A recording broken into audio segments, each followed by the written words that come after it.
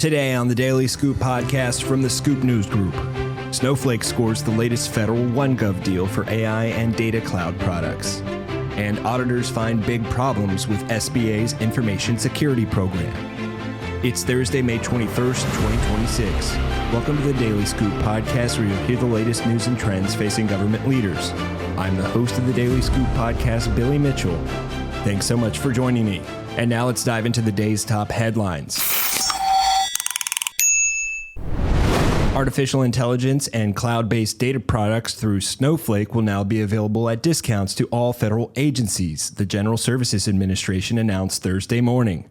GSA struck a OneGov deal with the cloud-based data warehousing and analytics company in order to empower federal workers to break down data silos, enhance mission effectiveness, and accelerate their IT modernization initiatives, it said in a press release. Snowflake CEO Sridhar Ramaswamy said in a statement, quote, "Federal agencies are seeking efficiency in cost, enterprise-scaled performance, intuitive design-driven tools for the workforce, and simplicity in contracting," before going on to say that Snowflake is the only multi-cloud data platform that can meet that change on day one. Just over a year old, OneGov is a government contracting framework allowing for cross-agency use of commercial products at a discounted price. For Snowflake users across the federal government, this means 20% off compute services, which could go up to 50% as usage increases, as well as nearly a 20% discount on storage, the release said.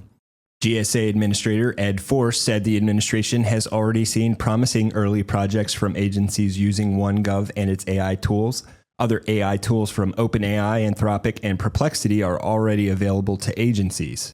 Force said in the release that with stronger cross-agency data capabilities, the federal government can accelerate AI tools tailored to each agency's mission. Overall, GSA claims OneGov has saved the government $1.1 billion in its first year. The agency added that it's currently extending agreements, expanding access to services, and laying the groundwork for more scalable AI infrastructure across agencies. The Snowflake agreement will be available until September 30th, 2027. And now moving on to other news, the Small Business Administration's information security program is largely ineffective after falling below the federal baseline for controls in 9 of 10 domains, according to a new watchdog report. Under Office of Management and Budget guidance on ratings for security effective controls, the SBA has defined policies, but it has not consistently implemented them, the agency's Office of the Inspector General wrote, relaying findings from an independent auditor's review of SBA's fiscal 2025 performance under the Federal Information Security Modernization Act, or FISMA.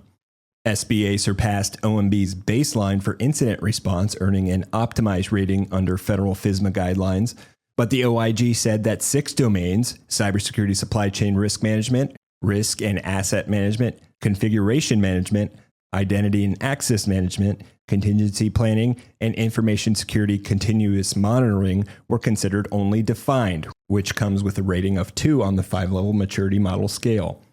Another 3 domains, cybersecurity governance, data protection and privacy, and security training, were slightly better per the watchdog, with ratings of consistently implemented, which is 3 out of 5 on that scale.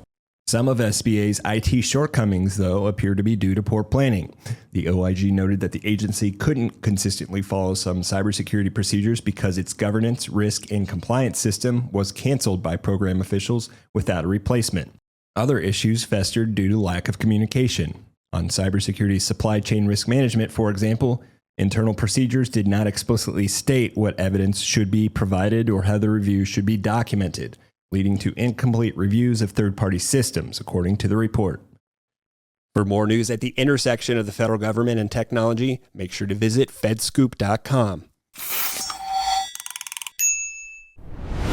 Thanks so much for tuning in to another episode of the Daily Scoop podcast, available on all podcast platforms. If you've already rated the podcast on your platform of choice, thanks so much. High ratings and good reviews of the show help more people to find it. The Daily Scoop podcast is a production of the Scoop News Group in Washington, D.C. Adam Butler and Carlin Fisher help put the show together, and the entire Scoop News Group team contributes. We'll be back tomorrow with more top headlines. Until then, I'm your host, as always, Billy Mitchell. Thanks so much for listening.